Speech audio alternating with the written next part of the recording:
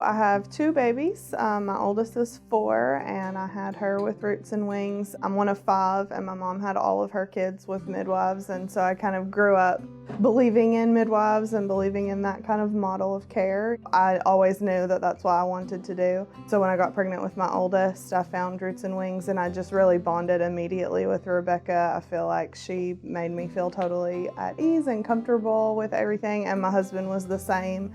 He was totally on board with having a home birth, and I loved the care that I got from them. We felt really comfortable and safe with them the whole time, and just the idea of being in our own home really appealed to both of us. So when I had my daughter, with her birth, I was in labor a really long time. I was in labor for 60 hours, and I had not made a lot of progress. After about 40 hours, I was still not fully dilated, and I was just so tired at that point.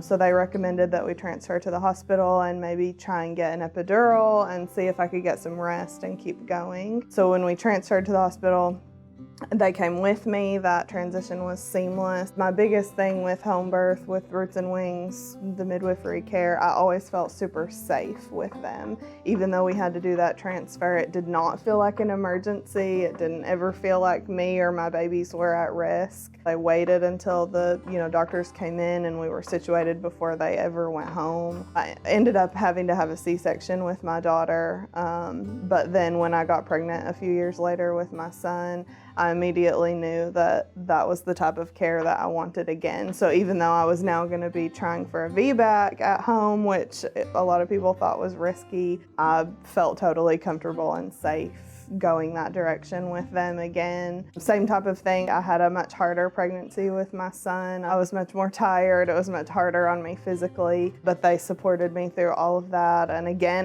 my overwhelming feeling through the whole experience was safe. That would be the number one thing I would tell to anyone thinking about this, is that it's safe. Your babies are safe. You are safe, and they make you feel that way every step of the way.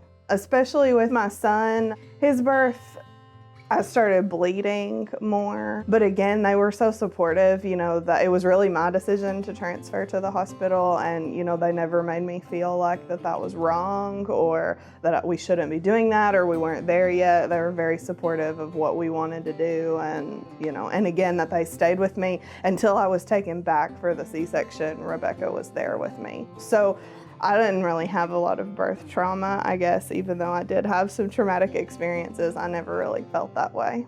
I miss them so much. You get so close. It's such a vulnerable time in your life when you're having a baby.